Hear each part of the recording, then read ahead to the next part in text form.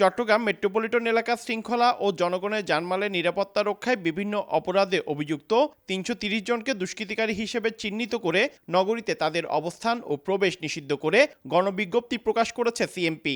তালিকার বেশিরভাগই আওয়ামী লীগের নেতাকর্মী এবং একাধিক মামলার আসামি, অনেকে দেশের বাইরে পলাতক।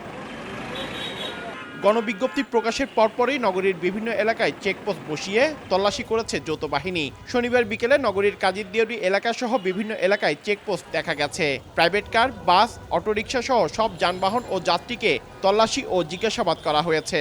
আসন্ন জাতীয় সংসদ নির্বাচনকে সামনে রেখে যাতে আমরা একটি সুষ্ঠু এবং সুন্দর নির্বাচন উপহার দিতে পারি, তারই ধারাবাহিকতায় আমরা একটি পুলিশের সাথে আমরা যৌথভাবে আমরা বিভিন্ন পয়েন্টে আমরা চেক পয়েন্ট স্থাপন করছি। তারই একটি চেক পয়েন্ট এখানে আপনারা দেখতে পাচ্ছেন।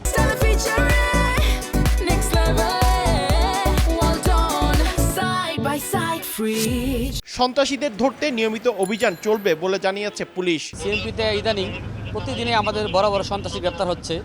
তারই ধারাবাহিকতার প্রেক্ষিতে আমরা আজকে যৌথ বাহিনী একসাথে মিলে অভিযান পরিচালনা করে যাচ্ছি। এই অভিযান আমাদের নির্বাচন শেষ না পর্যন্ত চলতে থাকবে। গত 10 দিন ধরে নিয়মিত নগরী ও জেলার বিভিন্ন জায়গায় যৌথ বাহিনীর অভিযান চলছে বলে জানিয়েছে পুলিশ। পার্থপ্রতিম বিশ্বাস, সময় সংবাদ, চট্টগ্রাম।